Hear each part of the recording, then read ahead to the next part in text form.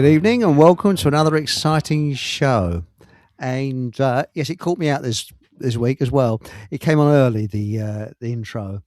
And tonight, our guest is Nathan Allenby for an extremely important show. I would say an incredibly important show because we're talking about facial recognition. Now, the we're now it's now Monday. The What date is it today? It's the 27th of April, 2026, and we've joined up with Food for Thought Radio.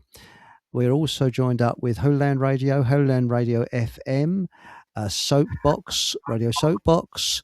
We're on Rumble, YouTube, Facebook, and Telegram. So I think we've got the whole lot there.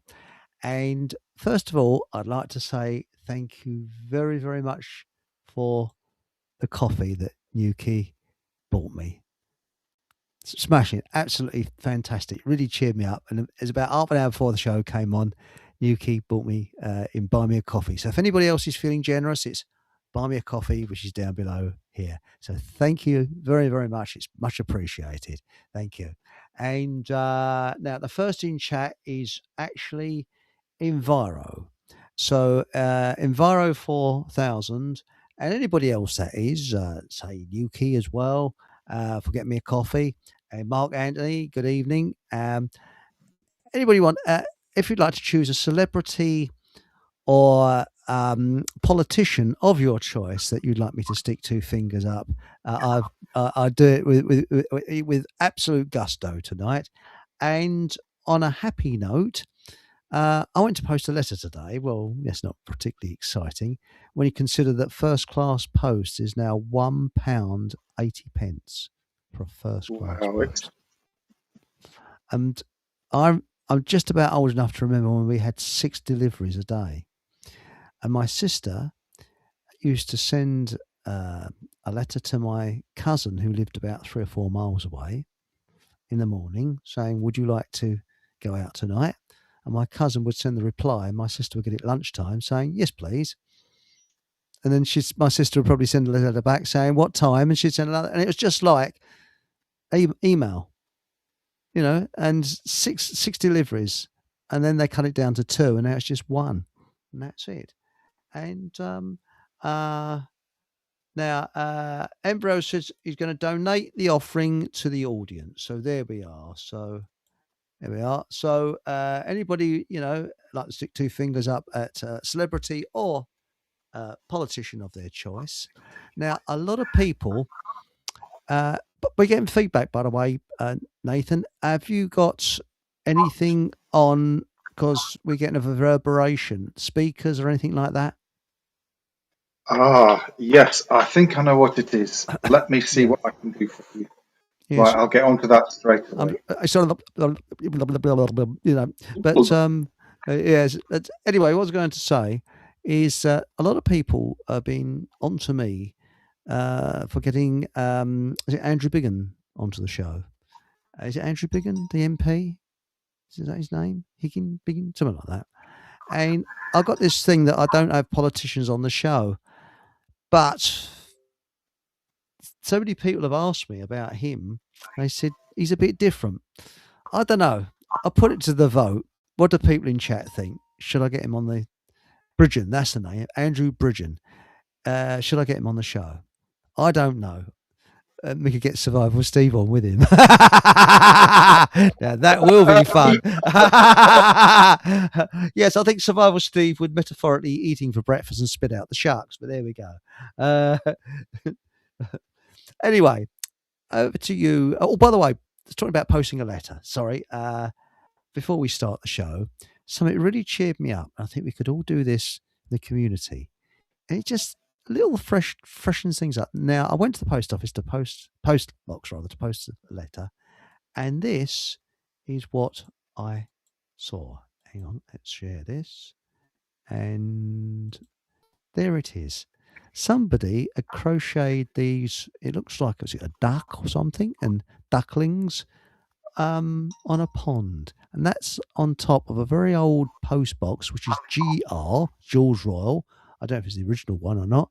And it needs a lick of paint, but as you can see, but isn't that lovely? And it's on 2 post boxes so far that I've seen. I assume it's an elderly lady, but it might not be. It might be children. I just don't know. But somebody's very, very artistic.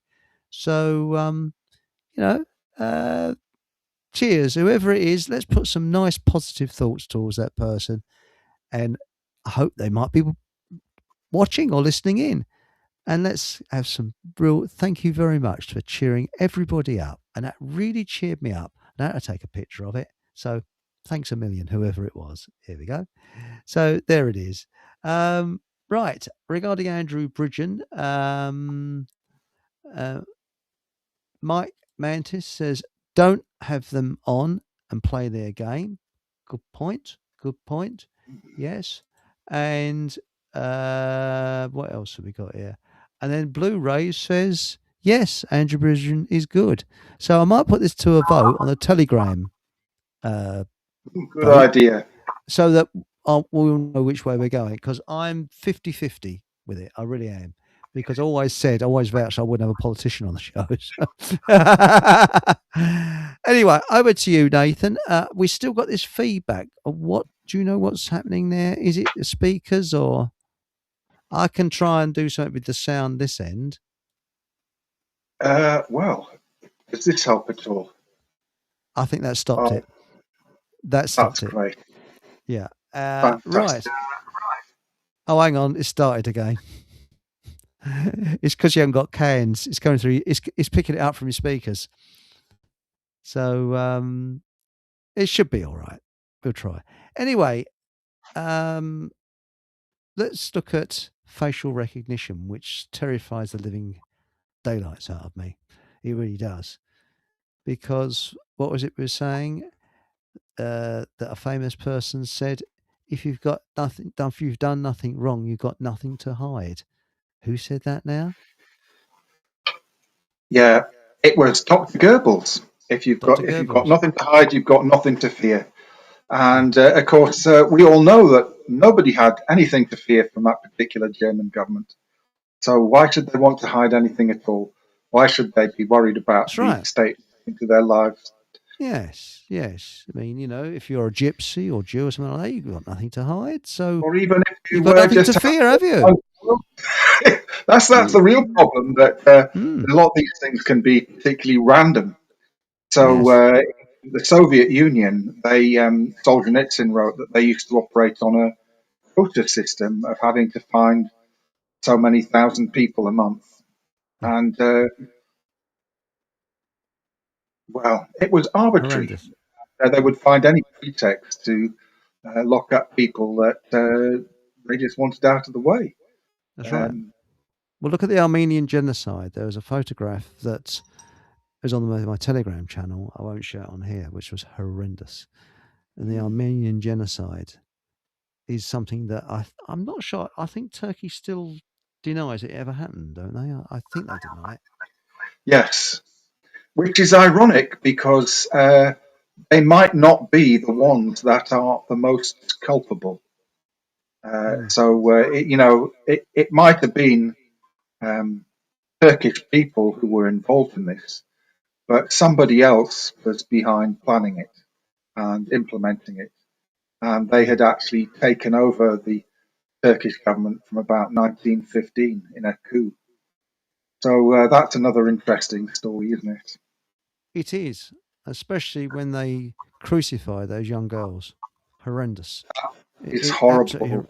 It's not even the most innocent cruelty girls. Possible. Yes. Yeah. And I think that I don't know if you could call it a civil war or such, but when the population turns on groups of people or anything like that, it is even more bloodthirsty, because even in war, there are kind of rules of engagement, so to speak. If someone puts their hand up and it's a Geneva Convention, and you surrender en masse, you've got a good chance, if it's a more civilized type enemy you're dealing with, you're going to be treated possibly okay.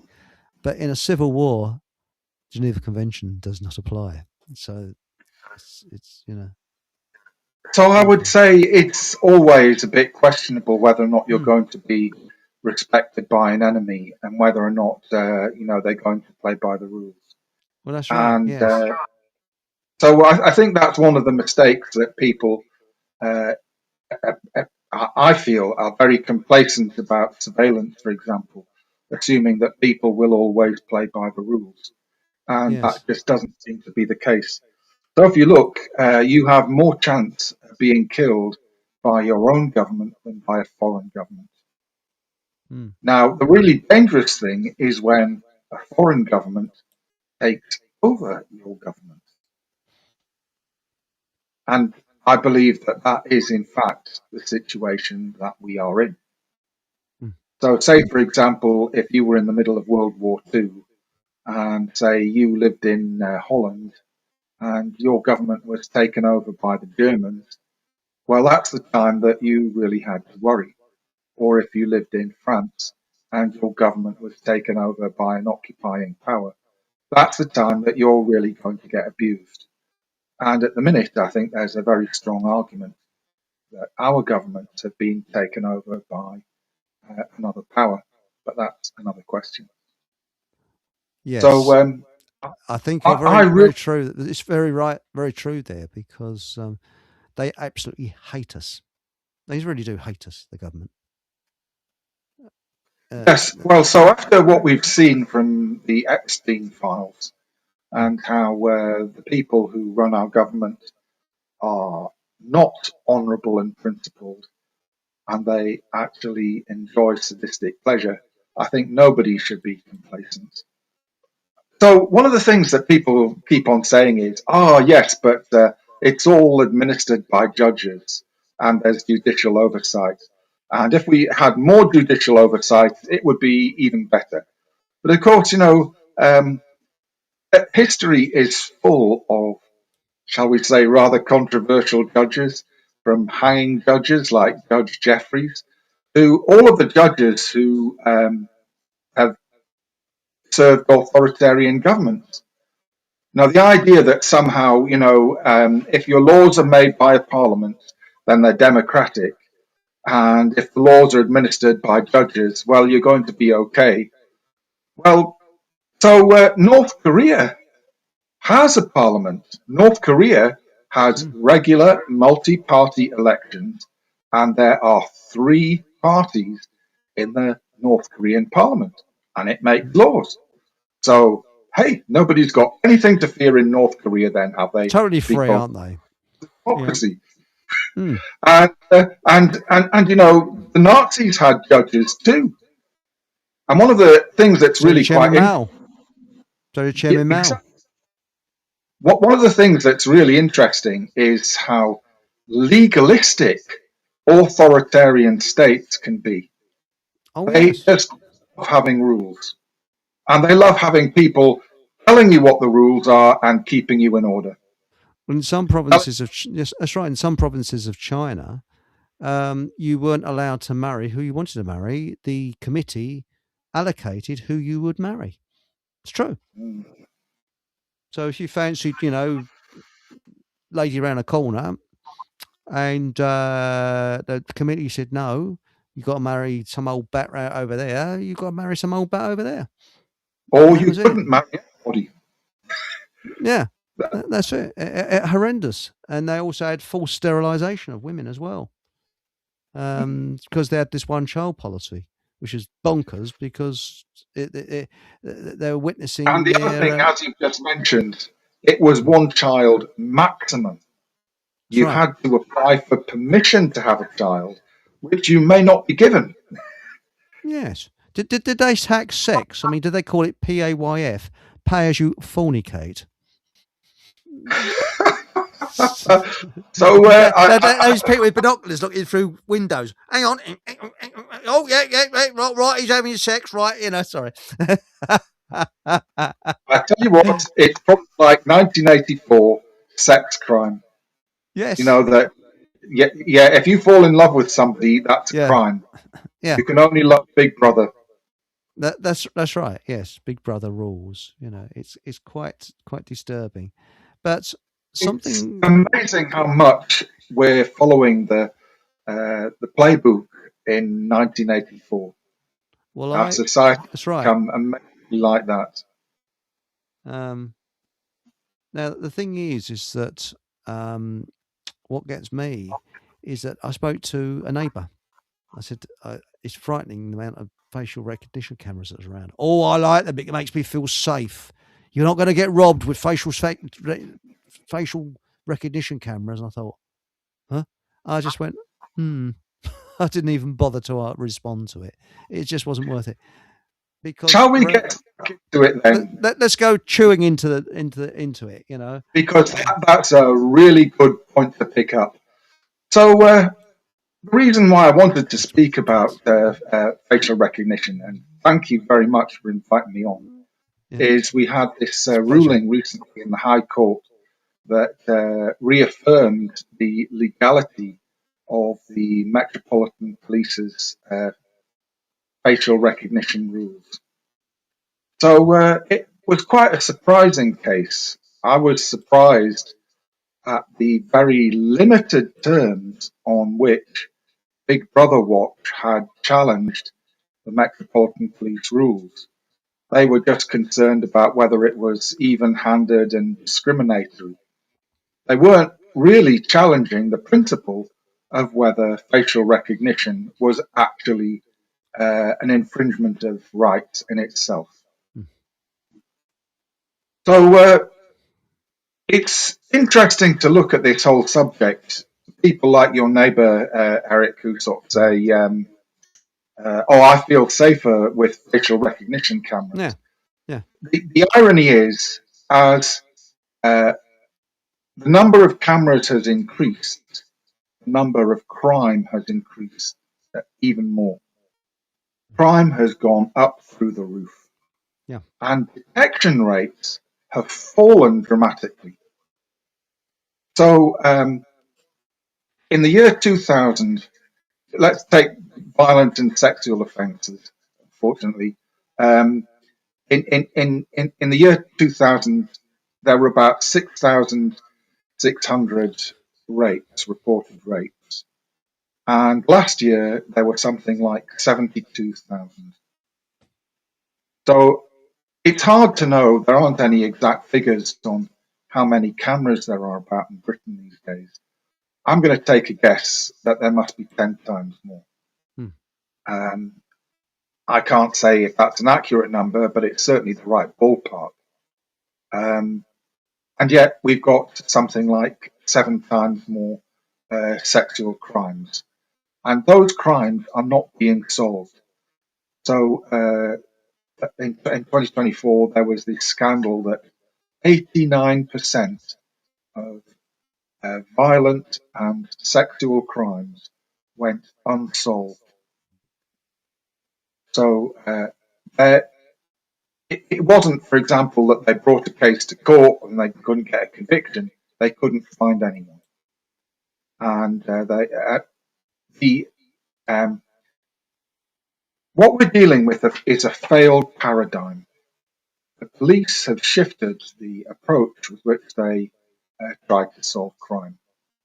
So previously, we had more of a social-based police force that was in the business of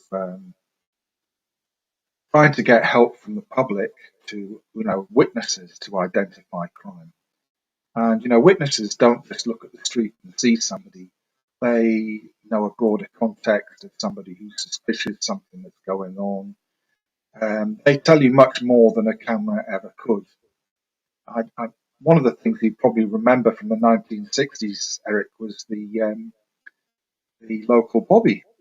Yes. So Doctor Who's TARDIS was a reality. Correct. That little local police phone boxes, and there were beat policemen. They had a circuit that they walked around, and they phoned into those phone boxes to report where they were and what was happening. They made a report several times a day. That's right. And they check retail premises there to see when it's all locked up. So if someone had gone out and left the door without being locked, they would lock it. They'd make sure it was secure, and they'd contact the person. Things like that. That was their duty, to make sure things were secure. They knew everyone in the area, and if they knew who was trouble, they knew what was causing crime. When I was a kid, if there was a burglary in a house, it made the papers. That's right. Now there are so many, the police don't even investigate. We have completely lost touch with the type of society that they used to have. It was a completely different paradigm of policing. The more we've moved to what's now called technology-led policing, the worse crime has become. So I think there's something called a category error. And that is where you try to put something in the wrong category. So there is no technological solution to a social problem. This is a really important thing to understand. If you think of crime as being a social problem, it would be nice to think that there's a technological solution, but there isn't. It's applying the wrong approach. So what we see is that this model is being applied more and more. If it fails, do it more. So the latest argument is to apply facial recognition as a solution to shoplifting in supermarkets. So there's been an explosion of shoplifting at supermarkets. And the answer, they say, is facial recognition cameras. Well, they've already got that. We've had that for a couple of years now. Unfortunately, it seems that every major supermarket has facial recognition cameras at the entrance. That's right. And they, in cooperation with an organisation called FaceWatch, which is supposed to identify shoplifters, known shoplifters, as they come in, and they're supposed to be identified and prevented from doing crime. Well, we can see how well that's working, can't we?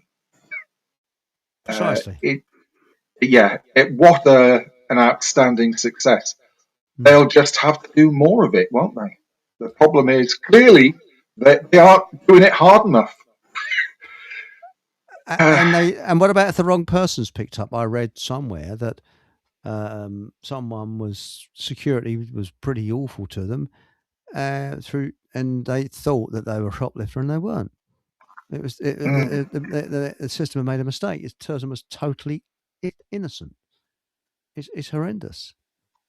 But so it's one of these ideas that's it sounds nice if you read the blurb, but the reality is clearly it's another failure. It doesn't work, and if it doesn't work, well, do more of it. That's right. And was it? I heard, is it 99% of crimes? Now, where did I get this from? Somewhere I got this from. 99% of crimes are not solved. The failure rate of the police is horrendous. They don't solve crimes. They just, it's horrific. So before we mentioned 89% of violent and sexual crimes aren't solved. If you were going to extend that to things like burglaries, the police don't even try. People have stopped reporting them because the police aren't interested. The police aren't going to solve it. How did we get into this state? It took a long time. I've watched it happening all my lifetime. And it's not a single thing. It's a systematic sort of failure over decades. And where it went wrong is when they put police into panda cars. And yes, everything went wrong because they were part of the community and they were, as I say, they'd go along making sure that shops were closed correctly, and they'd contact the owner if the door was left open or anything like that, so they didn't get robbed. But what gets there me was is no chance. There was no chance when your neighbours were watching you.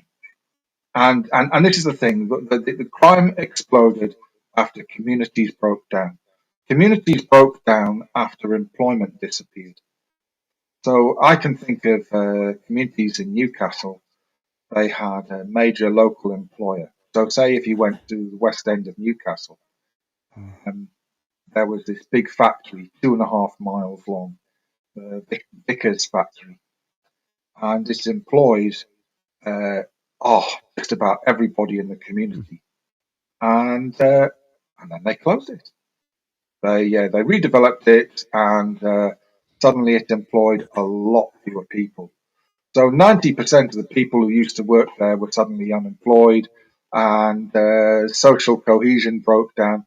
And of course, it really didn't help that the council had a melting pot policy for housing in that area, where they didn't try to keep stability in the community.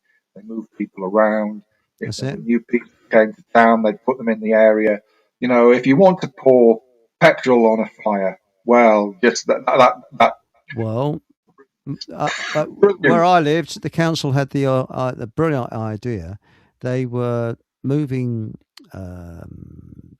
problem families out of London, and when they got a problem family, they would always move that problem family next to two nice families, thinking the nice families would actually stop the problem family from being a problem, which is complete nonsense, because what happens, it drives the nice families out. And I could write a book about it. I won't go on about it, but it was when I was young, it was hell. I'll tell you that. Yeah. So there used to be robust working class communities that would tolerate no nonsense. And people who were out of line got a dose of rough justice from the own community. They had to live with the people next to them. And the police effectively made that impossible. Of course, there were a lot, it wasn't just one thing, but it's as things break down, people don't want to get bothered. When everybody knows each other, when next door neighbours have been there for generations, that their grandfather knows your grandfather, you can't step out of line, because there's an amazing sense of stability, and people won't.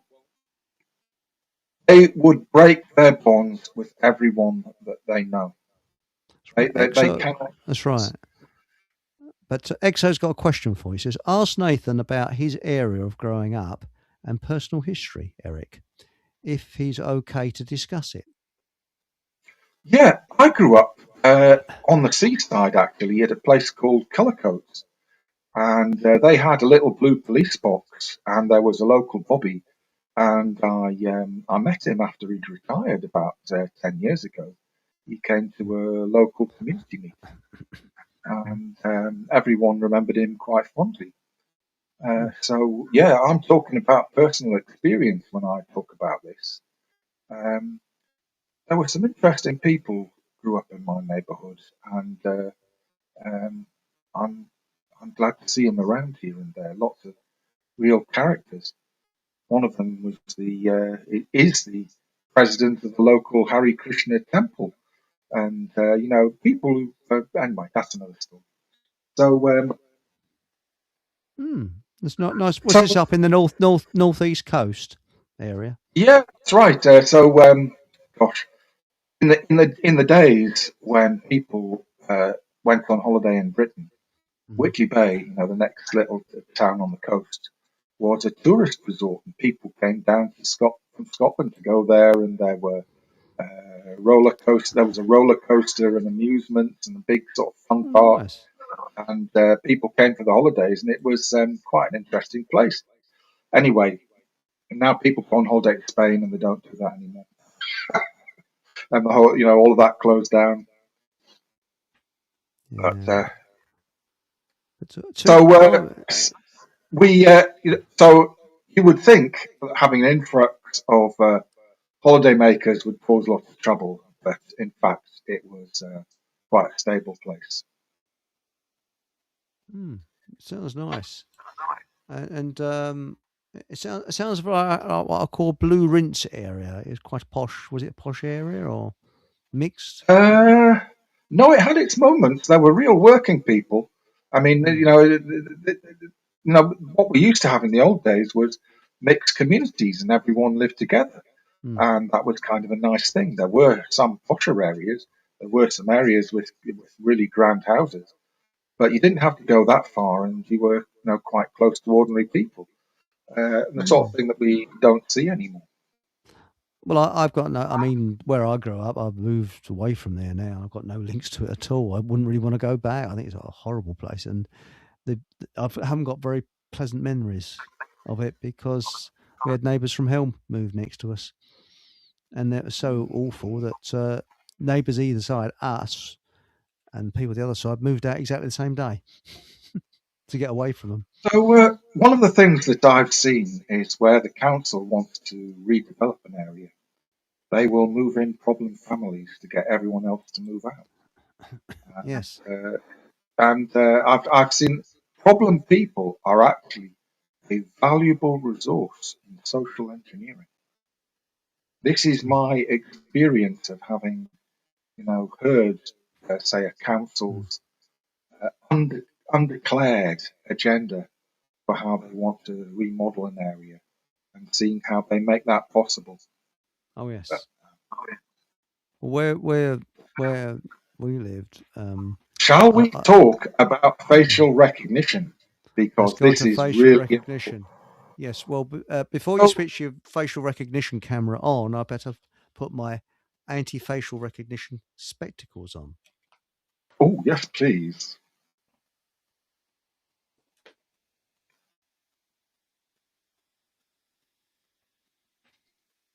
I look like a bleeding blue bottle. Hi, man. They look amazing. Yeah, these are pinhole glasses. Get them for a couple of bucks or a couple of quid on eBay, all the way from China, and I don't think facial recognition can get through these. So it's amazing what facial recognition can do these days. And it's a subject worth discussing. Now, I've sent you some photos, Eric. I don't know if they've come through yet. Just 1 minute. Married dogs and Englishmen. Sorry. Right, hang on a minute. I can't see a bleeding thing with these things on. Here we go. But so I know people who wear those pinhole lenses for, they're great, aren't they? They really are. And you can actually do a kind of a mafia routine with it. So, yeah, sort of I thought he was a readable man, But I'm wondering whether these would be anti-facial recognition because they're plastic. No. You think they should be opaque? Well, so facial recognition now can recognise people who are wearing sunglasses and can recognise people wearing face masks. They got holes in them and they're plastic. I'm with you. So it's amazing what facial recognition can and cannot beat. See, that's what you see through them. Yeah. And it gets your eye muscles working, which your eyes become lazy with glasses. Now, I only wear glasses when I'm on the computer, but and I don't wear them generally. But it's surprising how lazy your eye muscles get if you're on the computer all day. Yeah. Sorry, Nathan, I just talked across you there, but no, please carry on. Sorry, you were going to look at the pictures. So I've sent you some pictures. I don't know if they've come through. But anyway, if you carry on, I'll have a quick look whilst you're talking. I've tried to give some examples of how to beat facial recognition, and so there are some techniques that have been publicised and which look really good, but don't really work that well against facial recognition. So you've probably seen this dazzle paint where people paint sort of black lines and patterns on their face. So nice idea, but it seems modern facial recognition systems can often beat that, and it's hard to know whether or not it's actually going to work. One of the things that will confuse facial recognition is before facial recognition can analyze your face, it's actually got to recognize you're a human being. So you've got a camera looking at shapes on a street. Which of those shapes is a human being? So the first thing the system has to do is to identify this blob is a person, and then this part of the person of this blob is their head, and this part is their face. And then they apply the facial recognition, having recognized that this is a head on top of a human body. Now, actually, that process of recognizing that this is a human is quite tricky. And if you put something that interrupts the shape of your body, and they don't recognize you as a human, and they don't analyze your face. So anything that makes the shape of your body irregular or problematic, that's an issue, and facial recognition can have a problem with it. There are lots of things that can distract from facial recognition and make it difficult to analyze your face. So I don't know if I've got an example here. One of those is, for example, if you wrap fairy lights around your head, well then it spots the fairy lights and it can't identify the features of your face. It just sees the fairy lights and it can't, recognize the highlight points of your face. Interesting idea, but one that I think is perhaps even better is if you cover yourself or part of your body, not all of your body, with one of these reflective blankets. This is a mylar foil survival blanket, and these are actually incredibly effective at disguising the shape of a person's body.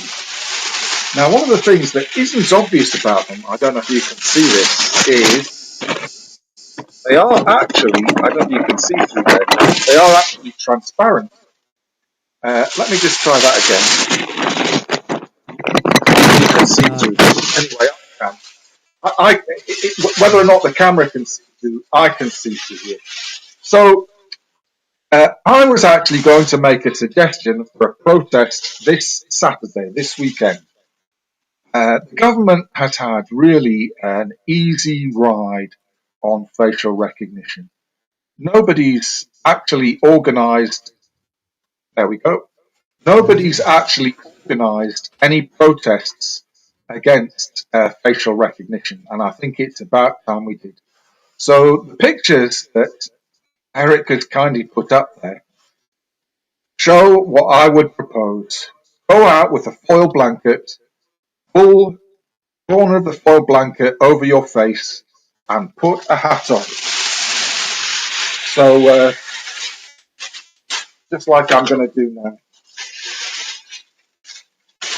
It's just as easy as that.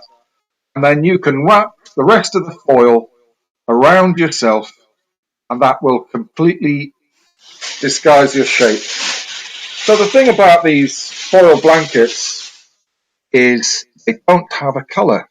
They just reflect surroundings. They're constantly changing their colour. They're constantly changing their shape. They're totally amorphous and unrecognisable. Now, what's the material again? Sorry to chime in. What is the material again? Mylar, M-Y-L-A-R. But they're also called foil survival blanket. Mylar. Or survival. And you can get 3 for £3 online on eBay. If you ordered some of those tonight, you would have them by Saturday. And what I am trying to organise this Saturday is a series of protests across Britain against facial recognition. So here's what I want you to do if you can. In the past, people had this model where when you want to have a protest, everybody goes down to London and tries to go to Trafalgar Square. So, if you're lucky, you maybe get 100,000 people go down to London. Well, I think that's a waste of everybody's money, and it doesn't even get attention. What I'd like you to do instead is I'd like you to do your own little protest at home. Thank you. Eric's actually showing another picture here. This shows two people subject to facial recognition. The guy on the right is holding something like a cartoon at about his waistline. So that breaks the shape of his body into two parts. And then AI can't recognize that that's one human being. So the guy on the left is recognized by the system, and then it analyzes his face. The guy on the right, the system can't recognize that this is a human being, and so it does not analyze his face. This is a surprising way to beat facial recognition, but it works. And so this is what I'm trying to suggest with these spoil blankets. This is a technique that has been shown will actually beat the system, particularly if you pull it over your face. That's right. And what was it? Exo says, are those characters in there school pedos in training? Sorry, but Mark Angie says, I'll stick to baseball cap and sunglasses. Well, they've proved that it just goes straight through the sunglasses. They can actually read your face. You've got to break up the sort of, your face. But I didn't know that about that stuff that you can buy, that survival blankets. That's interesting. 3 for £3. So let me tell you a bit more about what's happening this weekend and how you can join in. Right. So this weekend, I am organising a protest on behalf of a national and an international organisation. So I am I'm taking the lead in organising a protest on behalf of an organisation called No CCTV. Right, hang on, write No this down. CCTV. No-CCTV. And this is an organisation that's been dedicated over the past, nearly 30 years to exposing the problems that CCTV is creating. Are there a website? Do they have a website? Indeed. I think it's nocctv.org. Let me just find out for you if you like. One moment. Give me. Right, okay. CC. It's sometimes you get confused about whether or not it's .co.uk or .org. Was it CCTV? Yeah. Anyway, the point is, so this organisation is part of. I'm just trying to find the link for you. Cheers, because I'm going to put it in the banner on the bottom. So would it be this Saturday? This Saturday at 12 o'clock. So what I am going to suggest is that if you can have your own local protest, and it need only be a few people, you can get half a dozen people to have your own local protest. This you can take a photograph and send it to me. I have set up a Telegram group called Stop Facial Recognition. And if you send Stop Facial Recognition, if you send your picture on Telegram to me, I will collect these pictures and submit them in anonymized form to the newspapers. We are going to try and have a national day of action against facial recognition CCTV. Right. We want to show the authorities that the public don't just accept this. A lot of people are extremely unhappy. We're not happy that they continually push the boundaries further and further. I'm going to talk about just how far they're pushing the boundaries in a moment. Right. So your Telegram group is Stop Facial Recognition. Right. Shall I put a link on my, because I can't find the actual link Stop where you can actually facial link recognition. it. Yeah, I can't find where you can actually link onto it. It's I'm just going a bit tits up here. Oh. And the website is no-cctv.org.uk. Oh, just one moment. I got that wrong, so I will now redo that. So I'll just remove it. Forgive me, that's my fault there. I should have been more organised there. That's my fault for being too ahead of myself. Right, sorry, no CCTV. That would be in lowercase with the N, so I just alter that. So it's been yes, that's right. .co.uk. Am I right there? .org.uk. Oh, .org. Sorry, .org. .org.uk. .uk. Right, and I'll say no-cctv. Right, it's on the bottom of the screen. .org.uk. That's down the bottom of the screen. Now, how do you go about organising a group of people this This is Saturday? part.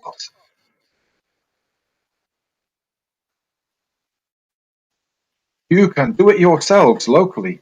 All you need to do is get some foil blankets, take a picture of your group, send it to the Telegram channel, and you will be joining in this protest. So rather than getting all of these people going to London and being lost in the crowd, you can do your own thing in your own hometown. And if you take a picture and send it in, you are part of a national day of action that's taking place all over the country. Why, in this day of teleconferencing, why do we have to go to London? You know, why can't we all contribute from where we live? Gosh, if everyone has to spend like 20 or 40 pounds going to London, that's an awful lot of money, millions of pounds on a protest that I think you could probably do other things with instead. Right, I think I've got this wrong. This is a really easy thing to do and use them again. You'll be right. I think I've got this banner wrong. I've got too many CCTV. I've got too many T's in it. Right. Let's do this now. Now, can you check this, please, Nathan? It's coming on the bottom. Is that correct now? I can't see it. It's no-CCTV.org.uk. Doesn't show on mine. I'm trying to get it on the website now because I couldn't get on it. Perfect. Absolutely right.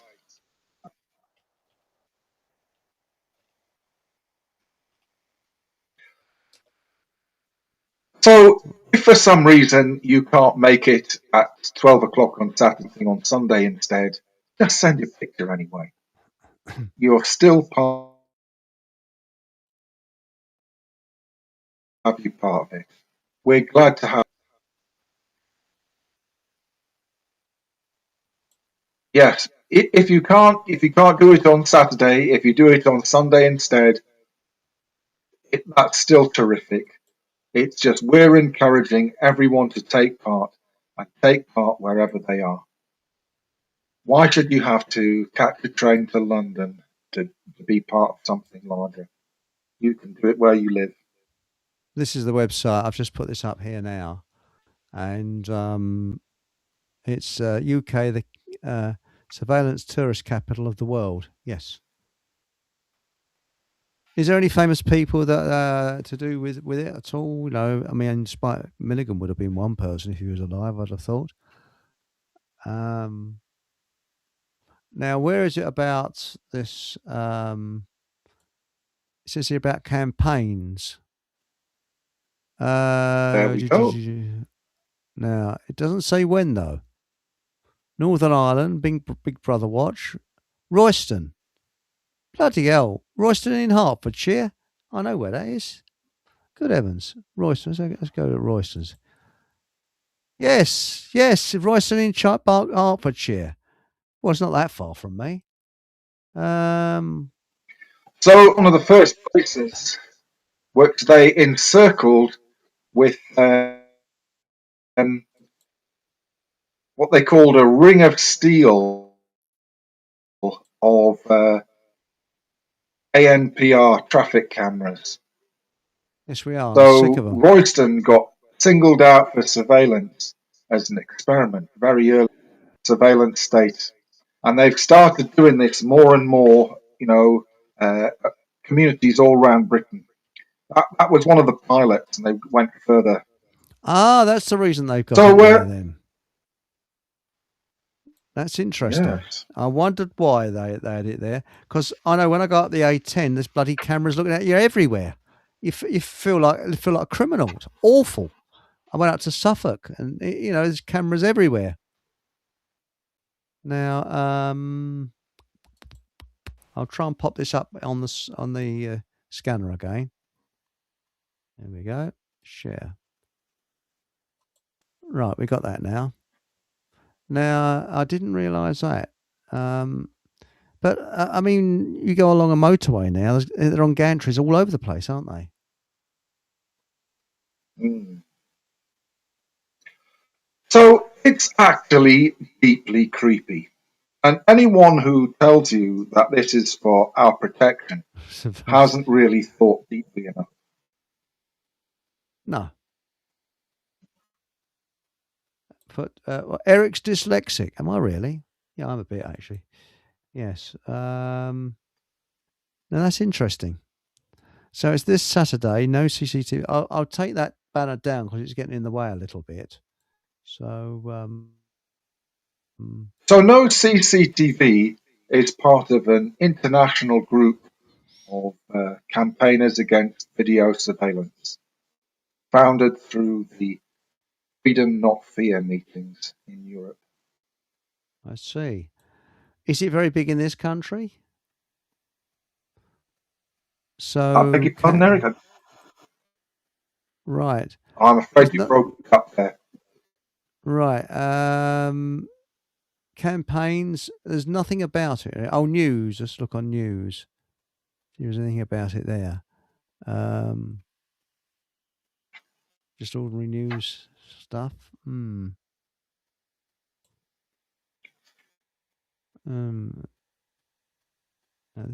So, look, I'd like to move on. I think it's really important people try and do something, whatever they can. If you can have your own little protest, half a dozen friends, take a picture, send it to this Telegram group, stop facial recognition, and you will become part of something new. And if you can't find it, send to me on Telegraph, and I'll post you on. I'll show you where it is. So how's that? Thank you, Eric. That's all right. So what I'd like to say to everyone is there's a larger context, and people try to say that this is about fighting crime. It isn't. Surveillance is part of a larger agenda, and it's been planned over a very long period of time. It's part of the same agenda as ID cards. So That's a backdoor jobby that they're doing with that, isn't it? They're sending it, getting it in by the back door. So I've been researching this for a long time. I've been writing articles on it since about 2009, but I've been campaigning against it before that. The architecture of the ID system, the digital ID system, is intended to collate all personal information about every individual. The intention is to create, in effect, a personal file about everyone. So effectively, this is not just governments that are doing this. This is a public-private partnership in data gathering. So people talk about things like social credit scoring, the idea that somebody's going to make a score based upon your behavior, which will then affect your life. This is something that is already happening. Governments have been working on how to make this in a standardized format and transferable. But the creation of a unique identification number, a UID, for every individual is the fundamental spine on which all of this data is to be assembled. Now, they have installed what are called path tracking systems with CCTV systems. So if you can imagine, in a city, you have many cameras. You have cameras on the streets, there are traffic cameras, there are cameras in supermarkets, pubs, on buses. There are many situations, many places you mightn't even think about, there are cameras. These are all connected to the internet. And the internet providers are actually gathering all of this information together. So you find that the people who operate the cameras on the street, the cameras that you might imagine are operated by the council or by the police. When we call them private sector, but they're not really. Virgin Media Business was the provider in Manchester, and they end up providing not just an internet service but also a surveillance camera service that covers not just the streets but shops, hospitals. All of them are feeding into one internet provider, which gathers. There are systems available that collate the information from all of these different cameras. So these systems in Britain was an Israeli company called Nice Systems, N-I-C-E, Nice Systems, installed a system in Glasgow. And all of the cameras in Glasgow feed in together into this one system, which is an integrated surveillance system. So say, for example, you were interested in a particular individual. The cameras have the capability to find every video image of that person. Your sound's breaking through up, the Nathan. town when they left the town. All of this they are able to know it. Say if they were interested, they could pull up every image of that. There are. Yeah, Nathan, we got a problem. We got a problem with the internet. I'm sorry to chime in, but you seem to be freezing, and it's all sort of go. One of the things, most. Yeah, would it be possible to reboot or do something, because we can't hear you? I don't think you can hear us. I'll close my camera.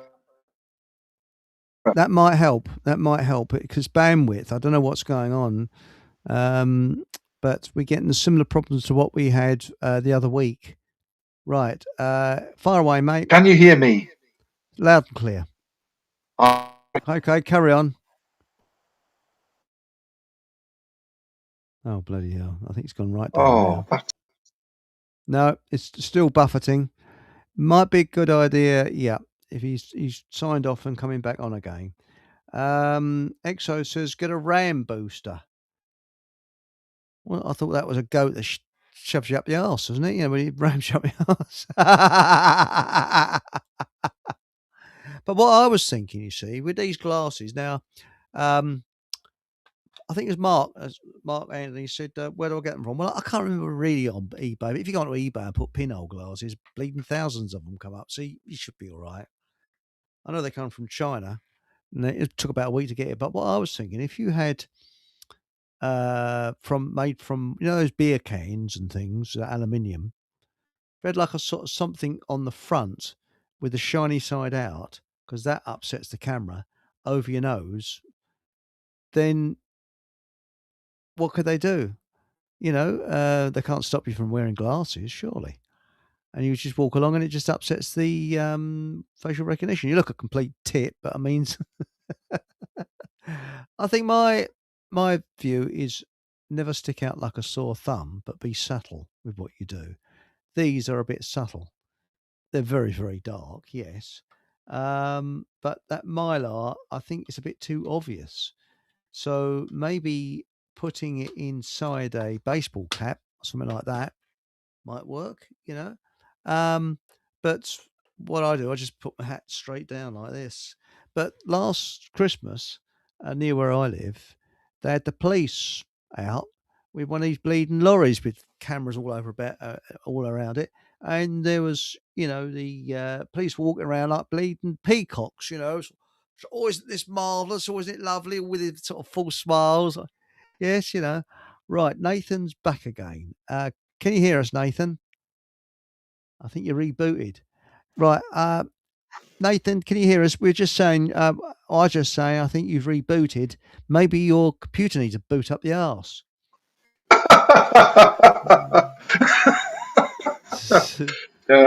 Computers made by humans. Yes. Anyway, you're loud and clear now. There's no buffeting at all. We might try it with a camera later. If we could try it with a camera now, and if it buffets again, we just turn the bleeding camera off. So do you want to try it again? Let's try it again, shall we? Right. Do you want the camera on? We try it, because it seems to be okay now. Can you see me? Oh, I can see you. Yeah, everything's clear. Everything, it's perfectly okay. Back again. So yeah, I was starting to say about Glasgow, and they've got this video AI system developed by this Israeli company, Nice Systems, and it joins together all of the cameras in a whole load of things. Even, say, for example, public housing. If you've got, say, cameras in a block of flats, they're all connected to this system. Everything in Glasgow, traffic cameras, everything are connected to this system, and they can recognize when people move from one camera to another. The AI system is capable of finding every image where a person has appeared in every camera that they might have walked in front of. And it can put all of those together in sequence and then write a narrative about what the person's done. The system is designed to recognize certain features And one of the things it's most interested in is what's called encounters.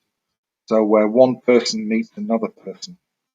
Now, of course, there are legitimate policing reasons why you might want to be interested in everyone's encounters.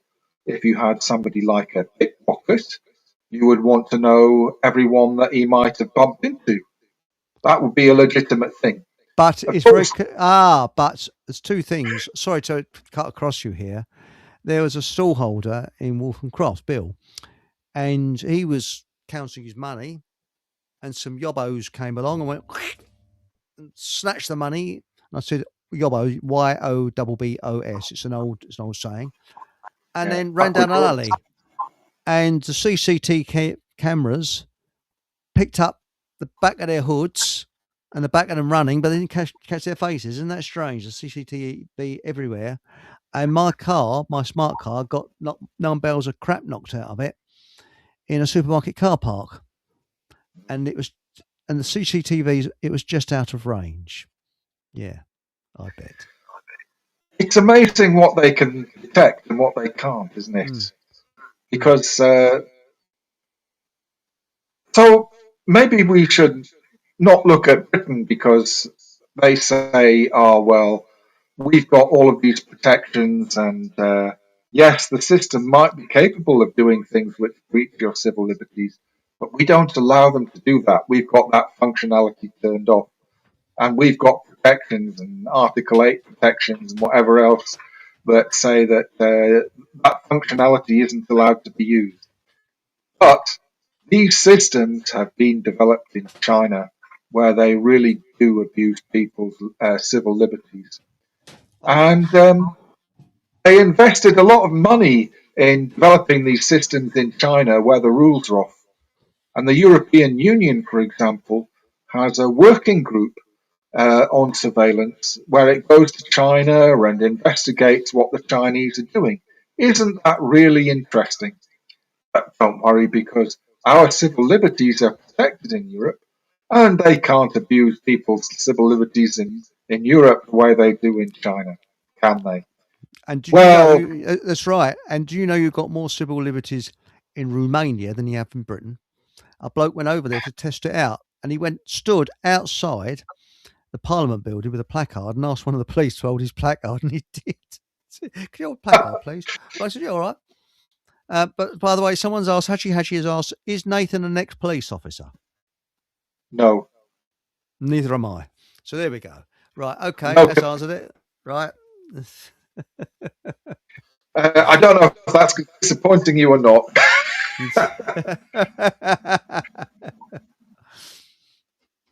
So one of the things I'd like to talk about is when we talk about crime and policing and the various initiatives that are being taken, these are not national British initiatives.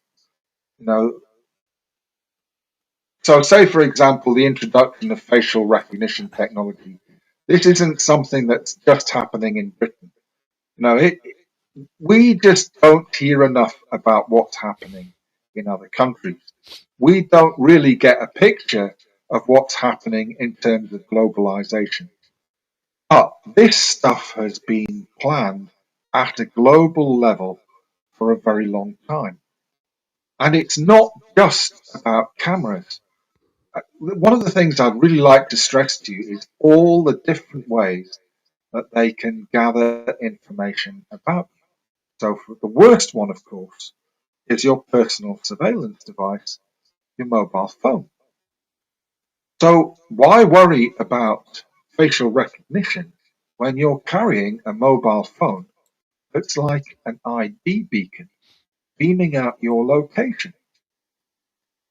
That's recorded. Its position is recorded all the time. One of the things that they've developed for a long time now is something called CCTV integration. And this is where they bring information from different types of sensors into video images. So there are various other types of sensors that can detect the position of certain objects like an RFID tag, which is a little tag that has a unique ID number. They can detect the position of these in certain images. They have an antenna that's coupled to a camera, and they're integrated to detect where these are on the screen. And of course, your phone is just the same. That also is like broadcasting an ID signal the whole time. So there are things that you might think of like an Oyster card or a Proton card. These are designed to gather information about us so that we can't travel anonymously on public transport. They've also got an RFID chip inside them, and so they can be detected when a person passes through a barrier. They identify the person. And of course, there's a camera at the barrier, and they can identify the person, and they link the image to other images. They've got the person. They can identify what you're wearing that day, and they've got this thread of all of the images of where you've walked across town. At the point where they can identify you coming through a turnstile and they read your Oyster card, they've got a way of identifying your clothing and matching it up to all of the other images they've got on all the other cameras that they've got through this path tracking system.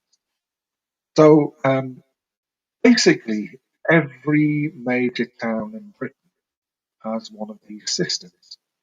And say every town of, say, about 100,000 population or more will have something like this operating. Why? This is not a British initiative. I mean, you must surely realise this technology has been developed internationally. It's been its development has been discussed at international government meetings. It's been financed by governments, by intergovernmental programs. This stuff hasn't happened by accident. The development has been very carefully cultivated to meet a set of ambitions, not quite a specification, but ambitions.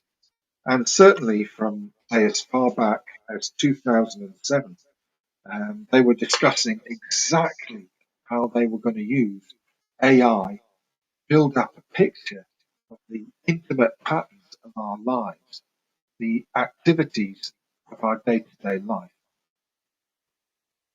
This is not, I think what people should realise by now, this is not to stop terrorism.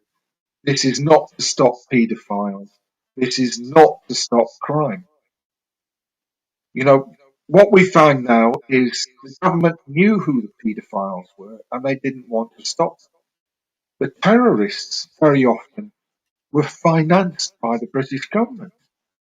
Look at the ISIS in Syria. That was financed by the British government. And, its counterpart in Iraq was financed by the British and American governments. The terrorists in Libya were financed by the British, French, and Italian governments. It's our government that are financing terrorism. They're not interested in stopping terrorism. They control terrorism. Terrorism is there to serve an agenda. And that agenda is controlling us. And it's a great excuse to introduce the technology of control. And this is why CCTV and facial recognition and all the rest of it doesn't control crime. Because it was never part of their agenda. They don't want to control crime. They want to control us. They want to control ordinary people. And they want to control us in a way and to a depth that is probably difficult for most people to understand. They're trying to control our behavior. There's something, we know about nudge and we know about the sort of behavioral improvement team and all of these sort of people who are trying to, behavioral insights team. who are trying to adjust our behaviour. They are able to do this at a very intimate level for each of us. It's a sort of a personal intervention. This is not just about the government. This is about a public-private partnership. So information is gathered by companies like Google, but it's an ecosystem of different companies that are gathering data, each individually, and then sharing it through a system of data brokers and a process of accumulation.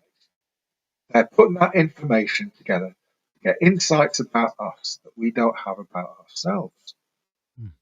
And the whole point about investing in gathering this data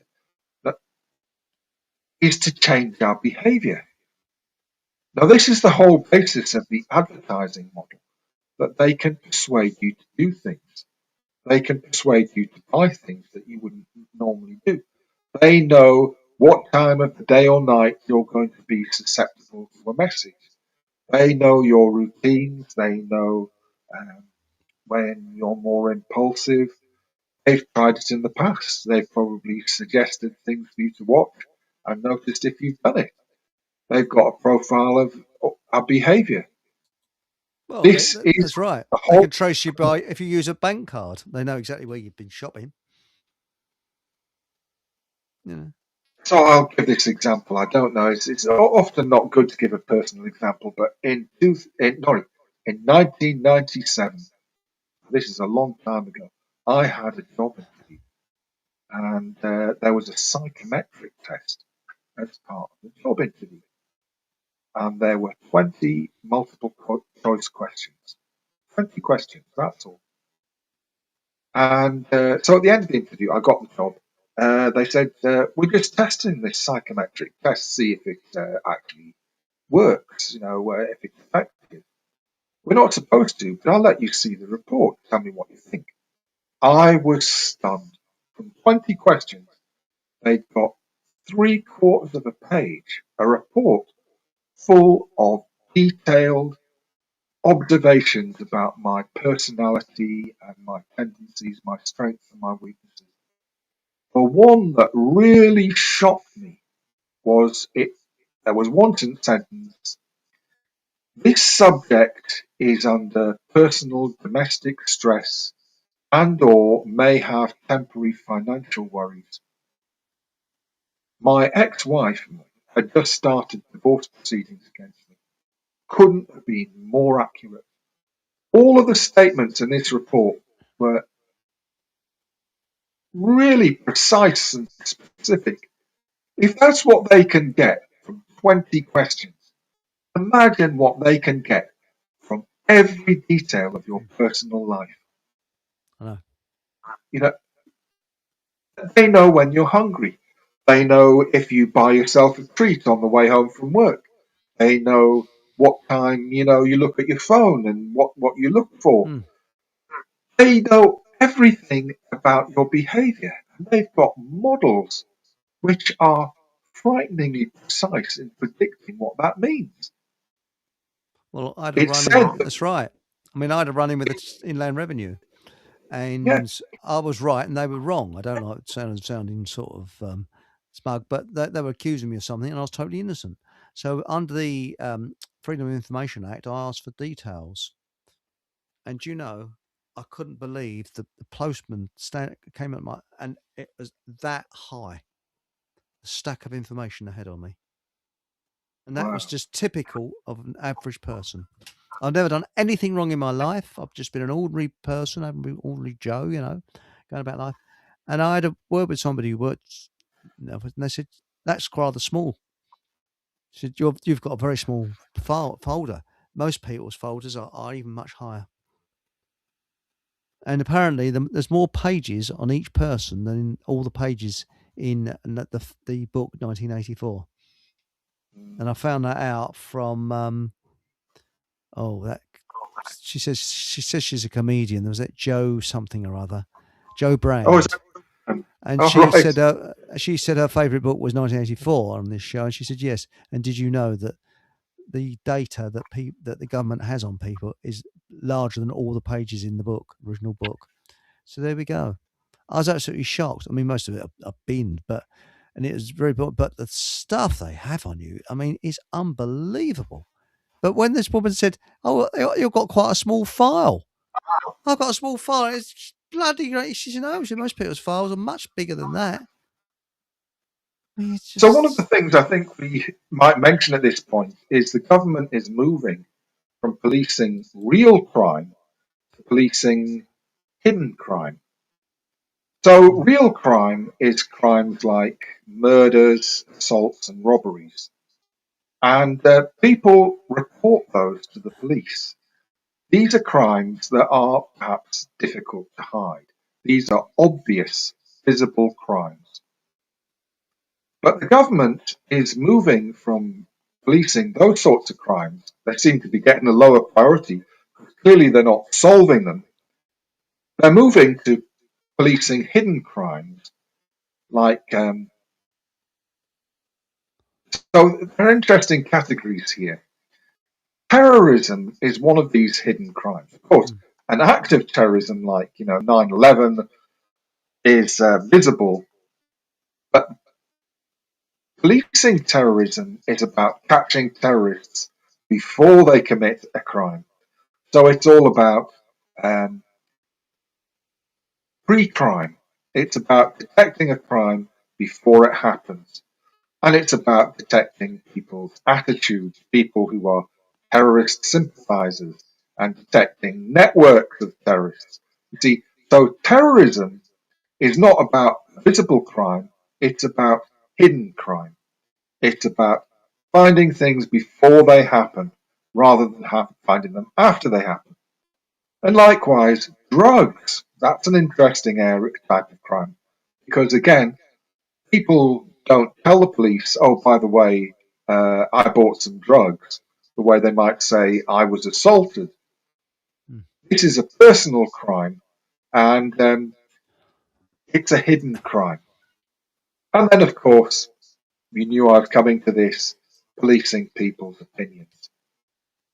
So we've moved into this area where rather than policing real crime, we're policing private crime, hidden crime. And for secret crimes, you need secret policemen. And the methods of gathering files on everyone, these are the methods of the secret police. And effectively, they've made the secret police universal. So this is, in my opinion, what the new emphasis on personal data gathering really is. It's about finding concealed crime that wouldn't be visible. It's not, and this is not, I would argue, real crime. Oh, the government would say, for example, you might be hiding transactions that you should be paying tax on, and that's real crime for the government, but it's not real crime like murder. They're not. I mean, I think the whole set of priorities of policing have changed as we've moved towards technology-led policing. It's looking for a different type of crime in a different way.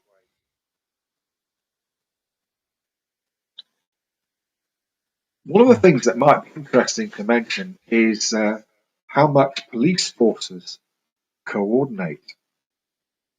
And one of the things that was interesting, it came out, there was that police infiltrator, Mark Kennedy, who infiltrated a series of protest groups, mainly environmental protest groups. And after he'd been revealed, he'd been exposed as an infiltrator, suddenly they found dozens more. And eventually, it turned out that over 1,000 peaceful, legal political groups had been infiltrated by the police. Wow. Now, what's interesting is how that happens, because it's not a British initiative. This was coordinated at a European level through international crime bodies. There's one of them called COSI, COSI. I can't remember what it stands for. And there's another one called something like EFI. Anyway, the point I'm coming to is they have to coordinate their activities, and they had to receive approval for these operations. Very often, they would get policemen from other countries to infiltrate British protest groups because they found it was easier for foreigners to infiltrate groups, that somehow people were more trusting of people who come from abroad. Anyway, basically, the policemen that had been exposed as infiltrators, people like Mark Kennedy and the other colleagues that had been identified, they spent a lot of their time infiltrating European protest groups, and vice versa, that foreign policemen came to Britain and were investigating British protest groups, and it's because this was all organised at an international level. In the same way, that the whole architecture of, say, for example, video surveillance and camera surveillance has been coordinated at an international level. And you find that there are actually international bodies above, say, for example, the European Union and Europol that coordinate this. So I had a couple written down. There was one body called the UN Inter-Regional Crime and Justice Institute, UNICRI. And there was another one called the Security Governance and Counterterrorism Laboratory, which I think is based in Turin. And there was the Centre on Public-Private Security Policies, which is based in Lisbon. And there's the United Nations Department of Justice and Safety. All a load of quangos that are parasites of the taxpayers. And Sam has said a good one here. He said, Sammy said, in a free society, a crime is a violation of the non-aggression principle. In this system, law is the will of those in power. Spot on. Yeah. Well said. Absolutely spot on there. Yeah, that's bloody well said, that is. Thanks, Sam. That is the problem. So when we look at a system like facial recognition, a facial recognition system is it's only one component in a larger architecture of surveillance. It's a significant one. It's definitely a violation, in my opinion at least, but it's got a strategic purpose. The idea is that when we walk on the street, we are not anonymous. They know who we are. That's right. They watch us walking around town. They've strung together all of the images from different cameras everywhere that we've been. And then at some point during that journey, they will identify our face and they'll know that was us that they were watching. Now, at the minute, people are making a big deal about something called live facial recognition technology. This is the thing that's being considered controversial. But what about the recorded images of you? So what the thing that they're considering controversial at the minute is live facial recognition, where say they've got a van and they recognise people walking in the middle of town, and then the police snatch people from the street that have been identified by this live facial recognition. But what about the systems that are used to analyse the recorded images of where you've been in town and then compile a dossier, a file upon you and what your typical behaviour is? Now, for each of us, they can predict what we're going to be, what we're going to do, and where we're going to be on any particular day. because we're actually relatively predictable. People who aren't. Most of us lead actually really quite boring lives, sadly.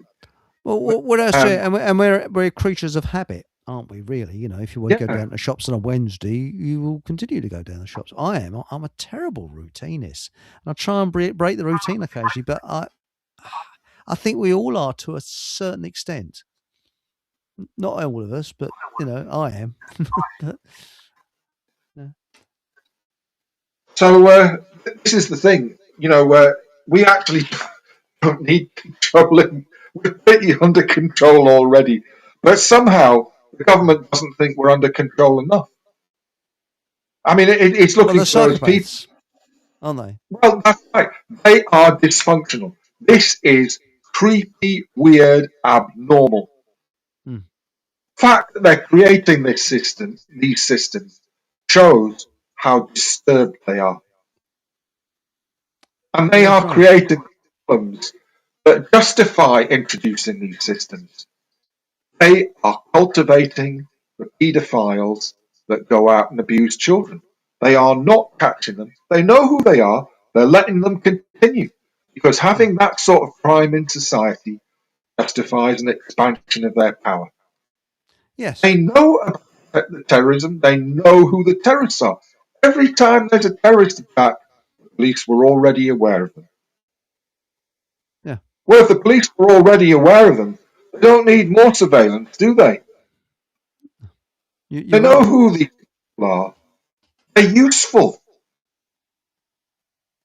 But the thing is that we've got to look at the mindset of those that are ruling us. And to me, they're demonic psychopaths.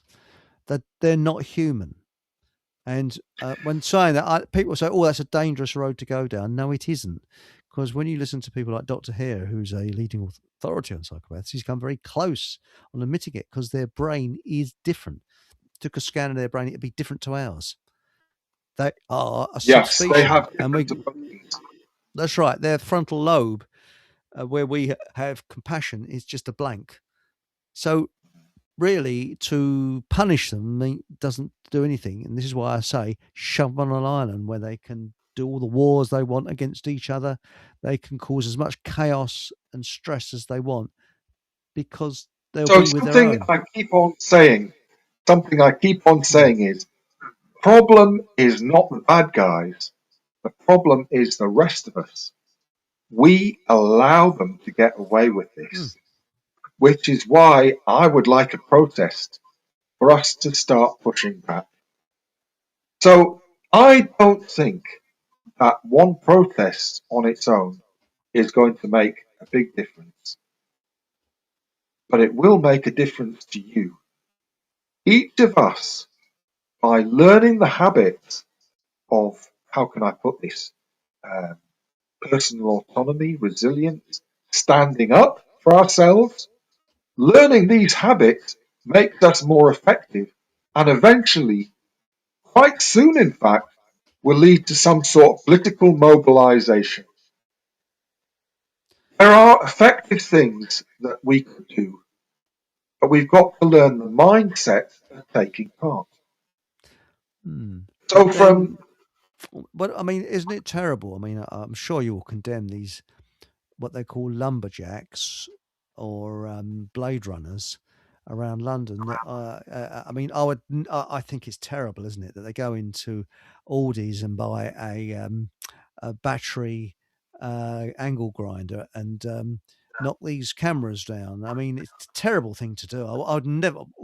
Awful, isn't it?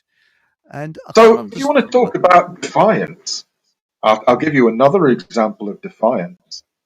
In Birmingham, there's a low emission zone which charges an awful lot of people an awful lot of money. And people have just been refusing to pay. More than half the people in Birmingham don't pay. And they just can't enforce it. When you get enough people refusing to pay, it becomes impractical to collect. That's the spirit of defiance. I want to ask you a silly question. What is it about the people in Birmingham that makes them defy the rules in a way that people in other cities don't? Could you repeat that again, please? So it sinks in.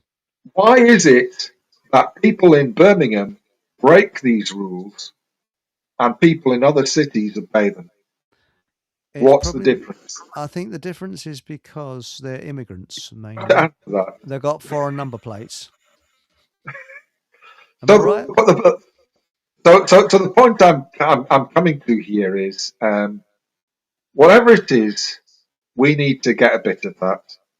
I just think that we've been perhaps far too accepting of things that are outrageous.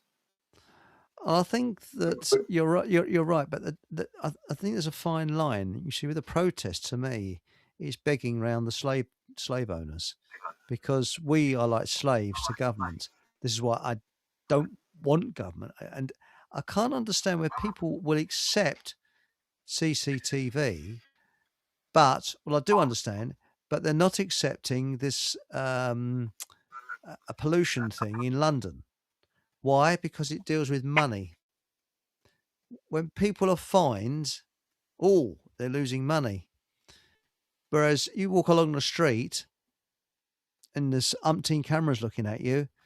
If that cost you money, they would do something about it. But because it doesn't cost money, people don't care. And I think that is the big problem. It's like my neighbour said, it stops crime, doesn't it? It doesn't stop crime. It doesn't stop it at all, But Hachi Hachi has said, if we have a Wat Taylor, was that the Peasants' Revolt movement, please don't send your photos off in protest. Wakey, wakey. Yes. And also, the ideas about hiding Sorry, ourselves. can I just address that? Certainly. Anonymous photos where they can't see your face. That's the whole idea. Yes. Where your face is hidden behind a reflective sheet. Yes. No. So there are different ways in which you can beat facial recognition CCTV. Because we're holding a protest, we want to actually find a method that's visible. So it makes it visible that we're holding a protest, but it's not visible who we are. Now, I'm not saying that you should stand on the street for an hour or 2 hours having a chant and a shout and blocking the... I'm not saying that. All I'm saying is long enough to take a photograph to show that you resist this. You don't have to identify yourselves. It's an interesting point. And I think the Israeli army, they wear chef's hats on their helmets. And people think, it's a bit weird. And the reason why they wear these like chef's hats, I think they're camouflaged, is because when you see someone with a steel helmet, they stick out when you on the horizon. If you're looking through brushland or anything like that, usually. Whereas these chef's hats they kind of break up so you can blend in more with the landscape. So that if there's a sniper, they were less likely to pick on you because you've got this sort of, you're blending in. The thing is, I think it's okay to wear what you were showing earlier, with those survival blanket things over people's heads and that. But everyday use, there must be something like, I was thinking of these pinhole glasses with you don't want to stick out like a sore thumb. To me, anything like that, you want to just blend, not in a process, but you just want to blend into the background so that when you're walking down the high street, facial recognition can't pick you up. And if you're stopped by the law, or it's not the law, basically, it's the filth, you can just say, well, I always wear this. What's wrong? I'm not avoiding anything. Not just wondering whether that's bright paper, that bright, was it survival blanket stuff, that's on the inside of a baseball cap, that would reflect on your face, and that might upset facial recognition, and you wouldn't stick out like a sore thumb. Just a thought. I think we're in a bad place. We are. I think Britain has been in perhaps not quite as bad a situation, but in some ways a very bad situation. So if you were to go back to about 1800, 1810, 200, 220 years ago, there was a law against what was called seditious libel. So if you expressed opinions that the government didn't like, you could be hanged for it. And there has not been a tradition of free speech in Britain. Let's not kid ourselves. Britain has not been a free country. Freedom in Britain was something that people had to fight for. You're right. And do you know one of the first rules in 1939 that was taken up rigidly was to forcibly or remove all ham-operated radio transmitters. Ham radio was illegal, and you had to hand the entire set over to the government, and those people never got it back. That's it. Sorry, I didn't mean to cut in on you there, but I thought I'd better mention that. So when I say fighting for our rights, I don't mean a violent fight. I'm not talking about violence here, but the process of trying to establish our own dignity and our right for a place in society is not something that happens passively. I don't mean violent again, I mean active. We have to assert our position through being active. I'll come back to this. The problem is not the bad guys. The problem is the rest of us. We just want to take the easy route. We just want to, have a quiet life. We don't want to actually be a dynamic force in shaping our own lives. We have become far too accepting and passive. What we actually need to learn is how we work together with other people to become a force that cannot be ignored. Not a violent force, not an unlawful force, an economic force and a social force. That we are effective in working together. And that requires, for example, building institutions like cooperatives or various other organizations that used to build things. We could even talk about churches for that matter. The Victorian ordinary people used to build churches.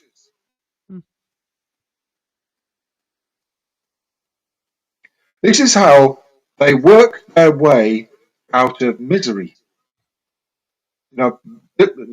Religion, many people today might find this hard to relate to, but religion was an important part of them finding their self-respect and finding an identity that lay beyond mere work.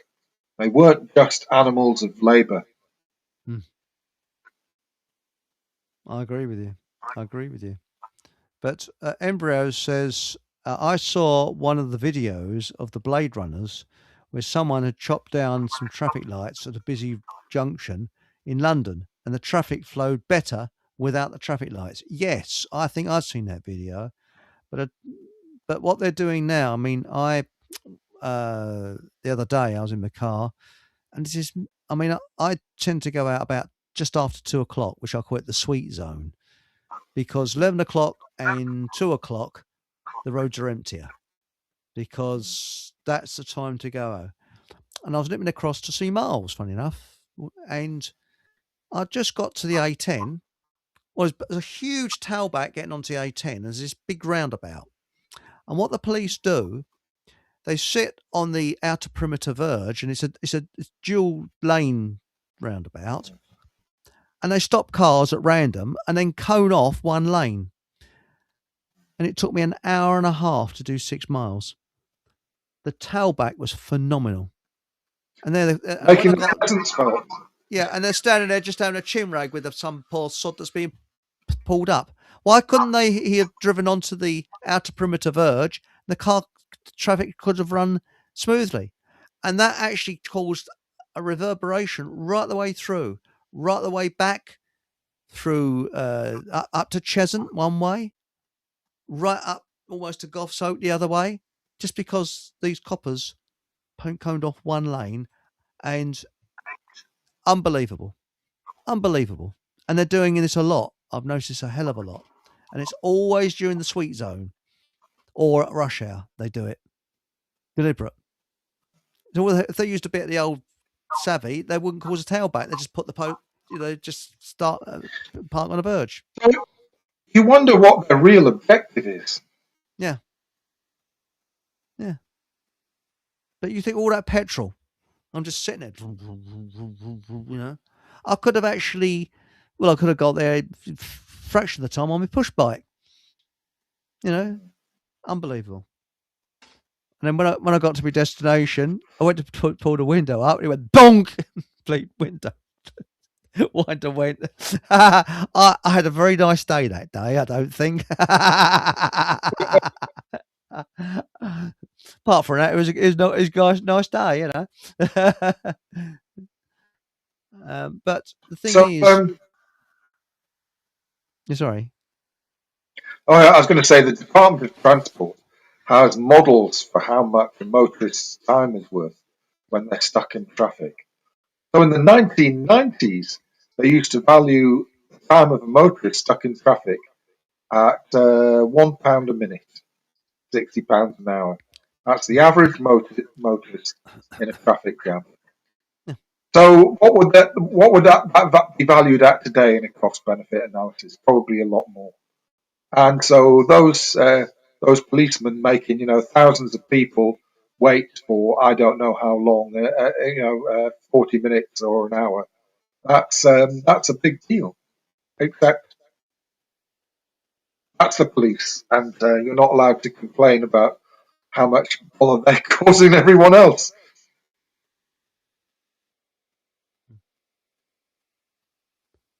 I don't know. We've got to get our act together. And, they'll run. I'm not talking about the police here, I'm talking about the authorities in general.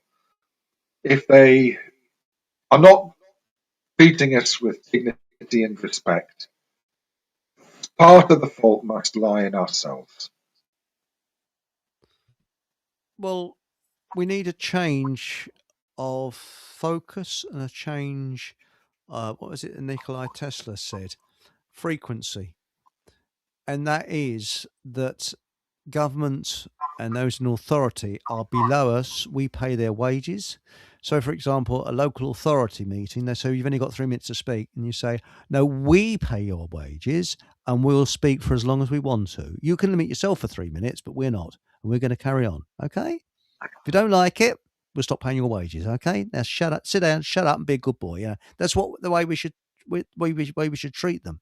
Government, and I mean, it's like the first question, if I don't know if you could call them police officers now. I mean, what are they? They're sort of government thugs. The first question should be, any under common law, any injury, loss or harm happened here? No? So why are you stopping me? No injury, loss or harm.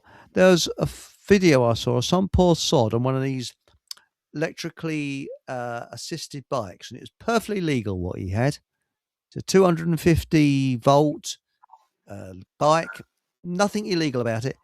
He was constantly being stopped whilst in London while cycling on by the police, checking his bike constantly. It's driving him up the wall because Sadiq Khan has got teams of police setting out to see who's cycling a too powerful bike. And whilst that's going on, there's a knife crime going on behind them, and also some poor woman's getting raped. This is the thing. It's just statistics all the time. So what if someone's got a high-powered electric bike? What are the priorities? So bloody what? I couldn't care less. As long as they're driving with sense and not going to knock anybody down, then good luck, mate. Shit. Are they setting the right priorities? This is fundamentally the question. So, what can we do between now and Saturday? What do you advise? So what I'd like people to do tonight, before they go to bed, is I'd like them to get onto eBay or whatever else and order a Mylar foil survival blanket. Right, and you can get £3. And okay, carry on. That's all right.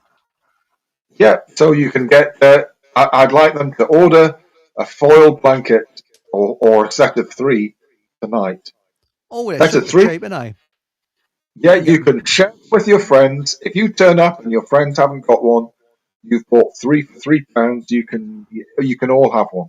I can go better than that. £1.99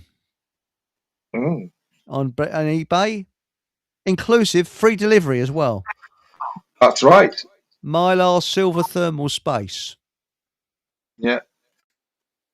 They're bleeding cheap, aren't they? Well, there's not much to them. Anyway, point is, 2 for £2, 3 for £3. Yeah. Not bad. Not bad. Some good bargains on there. Oh, you pay a bit more for the quality ones, but yeah, that's pretty good. Yes, premium. What's premium? Premium survival blanket. Oh, I got a so we don't want it to be warm. We just want it to be reflective. Yes. Now, Matilda said regarding their plays, their priorities are to make money from fines. That's right. But I think it's time we got stroppy. Polite and stroppy at the same time. No, not going to do that. No, we're not going to do this. No. And this is why I said those Hell's Angels that have started their own police force. And they said if there's a child that feels unsafe or a woman feels she may be unsafe, might be a rapist around, she just calls a number and one of their nice chappies turns up and they have a very nice way with them. They're covered in tattoos. Bloody great blokes. You wouldn't argue with them. They said just our presence alone keeps things calm. That's what we want. People's safety officers, I think we could call them. People's safety, because the police ain't going to do anything, are they? No. Yeah. So sorry. No, unfortunately, it seems there's what can we call it? A breakdown of the social contract. So, if you went back to the 1920s or 30s, we lived in a relatively orderly, high trust society. And I don't think that's necessarily all due to the police being better. I think society was more cohesive.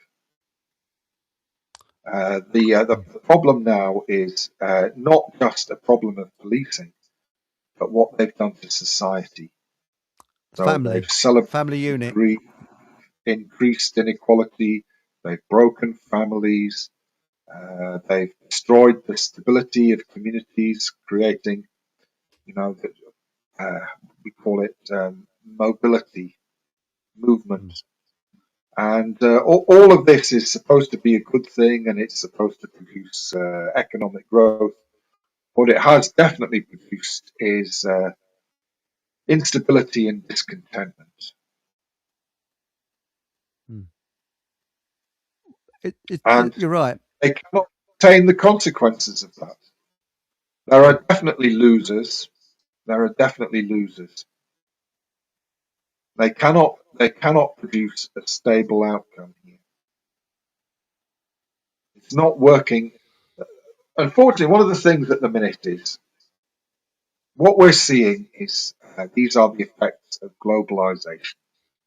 Globalization is about it's a number of things. It's financialization of the economy. That's the first thing, and that produces inequality Greater inequality produces greater crime and greater instability. There's what they call the spirit level. It looked at this study that looked at the effect of inequality on various social outcomes like health and crime. And anyway, the point I'm coming to is yes. So financialization, that's one thing, and then there have been the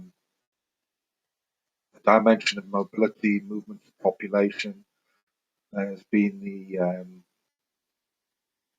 redesign of social systems, the creation of a globalized security architecture. All of these things combine together to produce a less happy, less stable, less law-abiding society with less trust, less cohesion. And this is what's driving crime. No amount of technology can undo harm. It can't make right. You're right. But you see, Blue Rayo says, don't the police have... Sorry, we've got the background music. Don't the police have to have a good reason to pull someone over? No, I was stopped many years ago with a spot check. And they're just pulling cars over randomly. And they pulled me over. And I felt like saying, yes, I've got a pimple here, and it's a spot check, And they were trying to wind me up all the time, but I had this terrible cold coming on.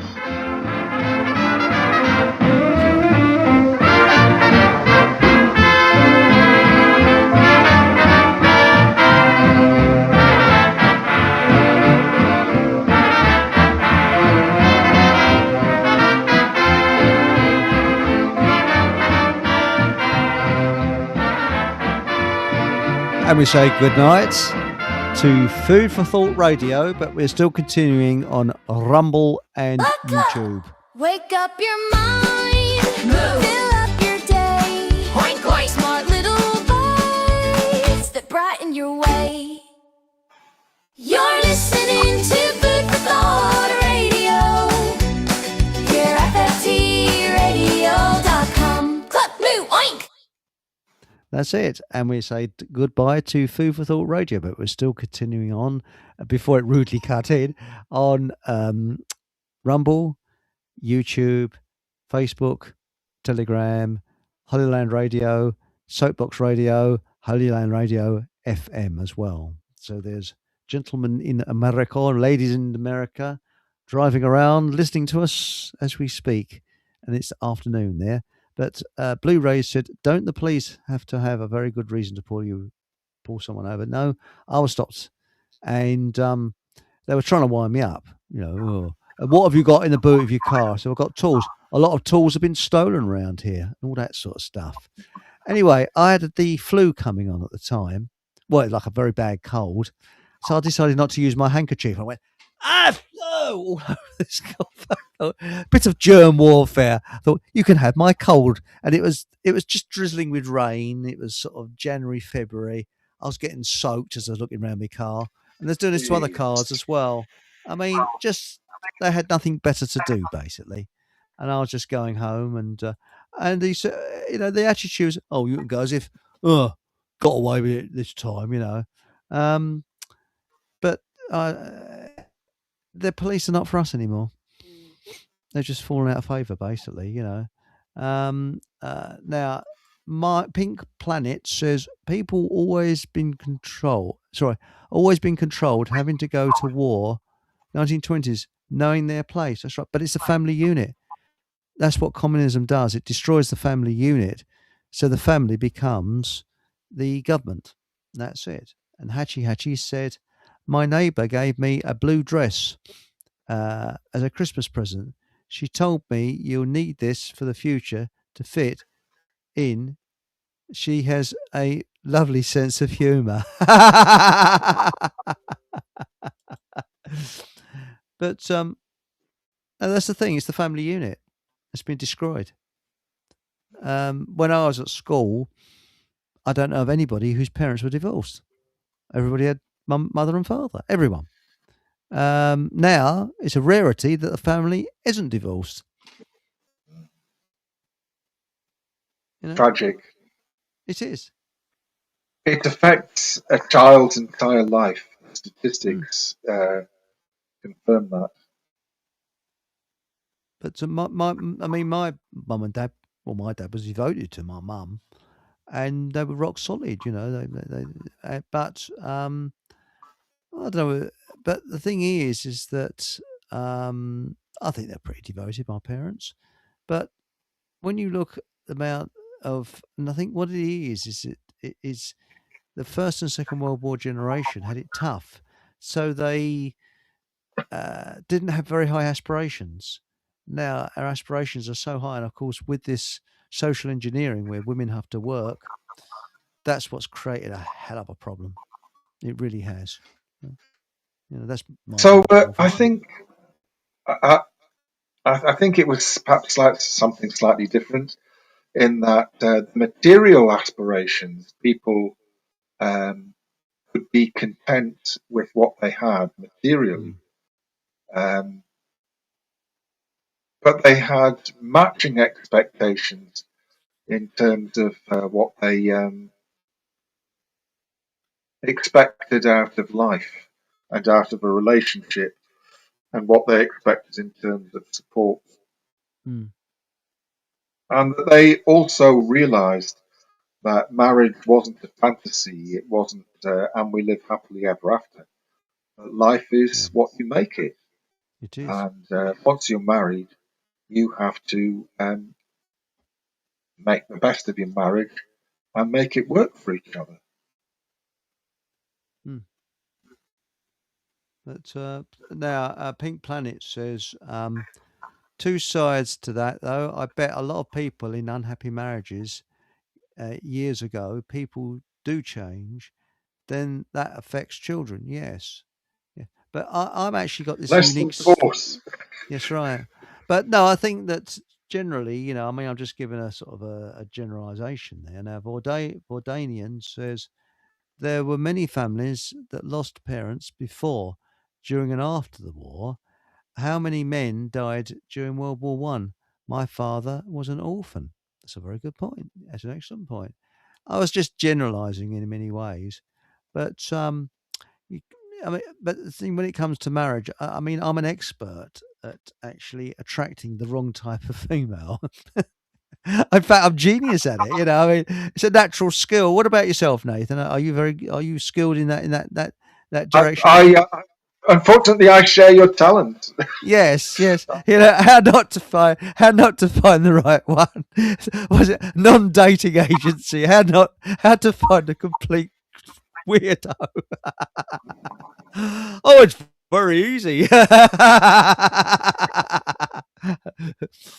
I've often said if I walked into a room of 100 or 99 women and one complete and utter raving nutcase, guess who would be attracted to me? The complete and utter raving nutcase.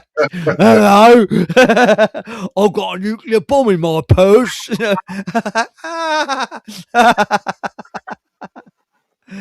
Worst thing is if you're sitting in the cinema.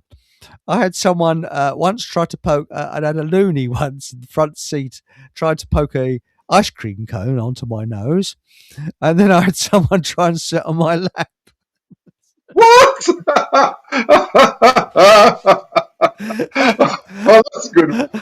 I was sitting there, innocent person, I'm sitting there, and in the front row, a woman decided, I don't know what it was, it must have been the loony day out. There's about half a dozen loonies all sort of piled in, and a girl turned around and went with her ice cream. She started trying to stab my nose with her ice cream.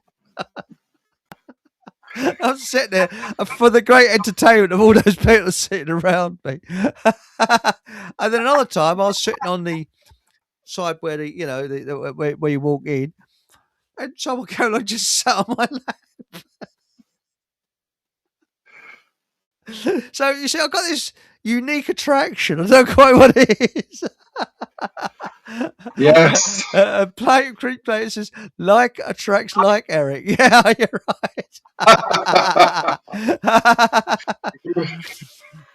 But I do think, though, on a serious note, I do believe in demons, and we're probably going off completely off the mark what we're saying tonight. But I do believe demons leave trace elements on you to attract something nasty. And you'll be pleased to know that I think I've had that removed. The nasty thing, whatever it was, it's gone. And I think I think we can fall into this category. You might do, Nathan. And off air, I'll tell you. I mean, there's nothing, but I mean, I actually got some healing done on me, and it worked. It got shot of it once and for all. And that's why I was attracting all the weirdos and nutters. I'm serious. I'm perfectly serious. If you have a bad relationship, someone that's demonically possessed, they may leave something on you that you're not aware of. And that's why you attract negativity. So, And that might be true of all of us. Yes. But we've got a relationship with a negative leadership. And, if we got rid of the current leaders, we would just attract people who were as bad. Well, until that's right. we can learn to cleanse that from our, that trait. We've inherited, whatever you would call it, legacy. We've psychopath legacy, yeah. Or demonic legacy. We have learnt to be supplicant and far too inappropriately obedient. Yes, I agree. There are certain times in which obedience is not earned and not appropriate. You're right. We don't stand up for ourselves, and we don't do enough for ourselves. We're too obedient. That's the trouble when it comes to government. And Alice Gorgeous says, have you read the book How to Lose Friends and Crucify People, Eric? No, I wrote it. No,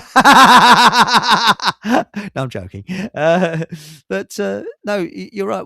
The trouble is we've been born into this world where we've accepted there's a government there. Why? Because Ronald Reagan said one thing was 100% correct. He said, if government took a month's holiday, nobody noticed any difference. It's true. Yeah. It was right. But this facial recognition scares the living daylights out of me. It really does. It's worse than anything else. But it's only one aspect of a much larger system. If this is the thing that causes people to wake up and start to realize how abnormal and weird the rest of it is, maybe that's a good thing. But there is a larger system here. It is not just facial recognition. It's all of the other data gathering systems. The fact that this has been developed in places like China as part of cementing a tyrannical government, the fact that they have thought in great detail about systems of control, understanding human weakness and how to exploit it, about not giving us any room for personal expression and develop in the way that might be healthy and most appropriate for us. They want to control us and keep us down, and we're letting them. But that is I think they've got a hypnotic power. Yes. I really do believe they are. They hypnotize people, because I've worked in offices where nice people have been nice one moment, and a psycho comes in, takes control, and they become monsters overnight. Absolute monsters. I've witnessed it several times. It's horrendous. What is it, this hypnosis that they've got? I mean, I can almost guarantee if they said that Russia is going to attack us, there will be they will soon. Yeah, it's a false flag. There will be people falling over themselves at recruiting offices. that's just kind of hypnotic effect. I mean, I never seen a documentary about the Vietnam War, and as an American, he said, "I volunteered to go to the Vietnam War." And I'm sorry for Americans, it's a bad accent. He said, "Really?" He said, "Yeah." He said, "And well, I want to get some action." He said, "And when I got there, I thought, hey, gee, this could be dangerous. I could get killed." Why the bleeding hell didn't you think that before he joined up? Gee, this is dangerous. Yeah, yes, that's the thing with the battlefield. It is a bit dangerous. They haven't got health and safety on the battlefield, I mean, unbelievable. Well, the thing is, at home, all he would have seen is war films. And, gosh, nobody gets killed except the few who die in a heroic drama. It doesn't really hurt. Well, why did World War II take so long when the Americans had John Wayne? I mean, let's face it, after Pearl Harbor, it could have only lasted 3 or 4 days with John Wayne on there, because he never got hurt, never got killed, and all the enemy were blatant crap shots, weren't they? And they always miss, So, I don't know why they didn't use the John Wayne weapon. It's uncanny, isn't it? The funniest thing I've seen John Wayne in is the 10 Commandments, where he's dressed as a Roman centurion, and he has this one line. He says, "He sure was the Son of God." Very authentic acting that was. It's very biblical, which sounded very, very Roman. Yes. Anyway, Nathan, thank you very much for joining us tonight. The protest is on Saturday, or if you're in Germany, Samstag. And please do all you can, not only for ourselves, but our children, grandchildren, and going for the future generations. Because I fear that one day you're going to go, when you go down to the shops, you'll think, will I be back on time, because I'm going to have to go through several checkpoints, or I might be wished off the streets for questioning. And I'm not kidding. I think that's because you look at similar situations, look at Northern Ireland. I didn't realise that in the early 70s, when people went from one part of the street to another part of the street, they had to go through like a cage and were checkpoints all over the place. Treated just like animals. Horrendous. So there's one thing I want to mention, and maybe this is worth thinking about. In the late 60s and early 70s, there were a series of violent revolutionary movements across all of Europe in different countries. So we know about Northern Ireland. I don't think in Britain sort of really remember that it was actually the British government that kicked off the trouble. If it hadn't been for the government response, things would have never got out of hand. But it wasn't just in Britain. So there were the Basque separatists in Spain. And what was there in France? I can't remember. Baader-Meinhof in Germany, wasn't there? Baader-Meinhof. Baader-Meinhof, and then there was, what's it called? The Red Brigade in Italy. Yes. And, so all across Europe, in all these different countries, there were these violent movements which caused the introduction of anti-terrorism legislation. But what was interesting was how many of these terrorist movements were later connected to Gladio, which was a NATO undercover operation. And so what you had these terrorist organizations that led to special security measures, anti-terrorism legislation, social restrictions, and later they turned out to be actually connected to the military. All of it was connected to the military. It's perhaps a bit like Operation Condor in South America. I'm going to suggest that this wasn't an organic thing that happened in society. I think this was, when it happens in all of the nations of NATO at the same time, it definitely looks coordinated. a bit like this current war in the Middle East, all coordinated to bring in you'll own nothing and be happy. You won't be able to travel because there won't be any bleeding fuel, won't be any electricity, and we'll all be sort of sitting under one candle eating maggots, probably, and bugs. And so thankful that we have a great leadership to see us through this problem. Yes. We're calling it together. But what do you? We're supposed to find out today what happened with Keir Starmer's arse nests. Yes, the three Romanian pretty boys, rent boys, who Ukrainian. Allegedly Ukrainian, yes, who committed. Was it Keir Starmer's arse and his car and his house and everything? Why would they do that? Why would they do that? Interesting question. Yes. Yes. Very good. That man is a world of mysteries, isn't he, Keir Starmer? Absolutely. Yes, he is. The one feeling I have is I'd really like not to know too much about him. No, not pleasant. He is soulless and emotionless, with no conscience whatsoever. Just he's a typical demonically possessed person, and I think they're all demonic, including Trump is demonically possessed. But listen, we haven't got to let these people have free reign. Spot on. No use blaming them. They are as they are. The problem is we're letting them. That's right. That's right. There's more that we could do, and we've got to start getting the attitude that we take control back ourselves. I 100% agree. Ignore the bastards out of existence.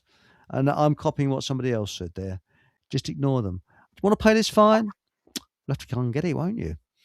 And I'll just phone up our local protection people who protect us people. So if you send 10 of your thugs along, we'll have 20 of ours to tell them to politely go away.